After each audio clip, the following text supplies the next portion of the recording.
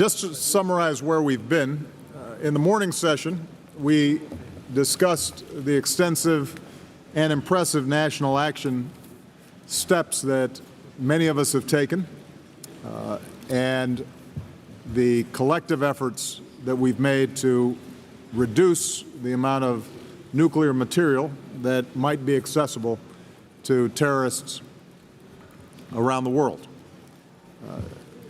During lunch, we focused on international institutions, and I was heartened by our collective commitment to ensure that the IAEA, Interpol, the United Nations, and the various coalitions that have formed are properly resourced and supported by various nation states in order for them to be able to carry out the ongoing work that will be required to ensure that the commitments and pledges and practices that we have put into place during the course of these nuclear security summits carry forward.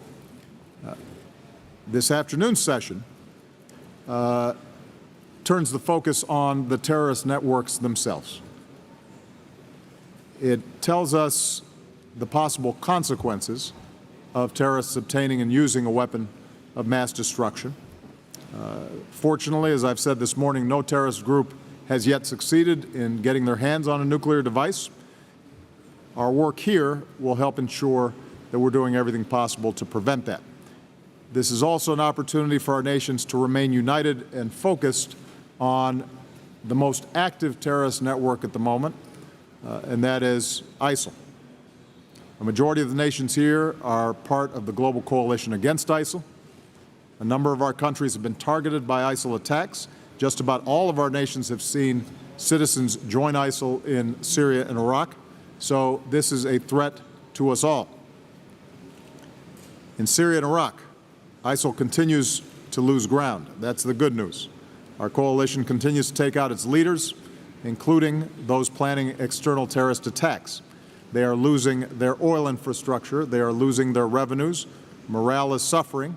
We believe that the flow of foreign fighters into Syria and Iraq has slowed, even as the threat from foreign fighters returning to commit acts of horrific violence remains all too real.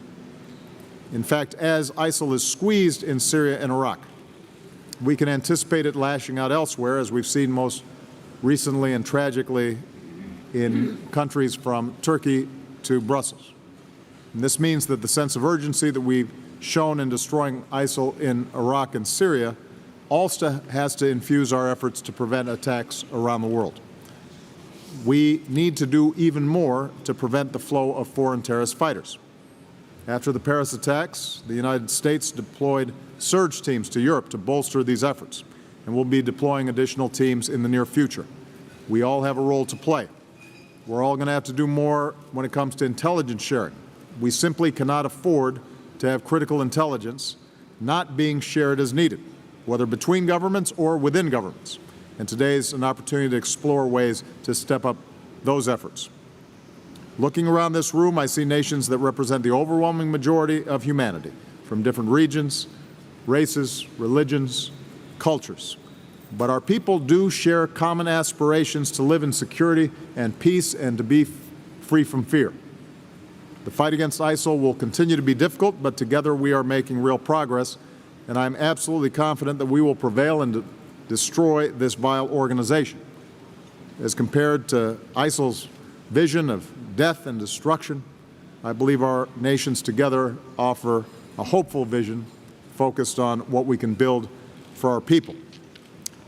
With that, what I'd like to do is ask the press to depart. We will then be showing a video that focuses attention on possible scenarios that might emerge with respect to terrorist networks.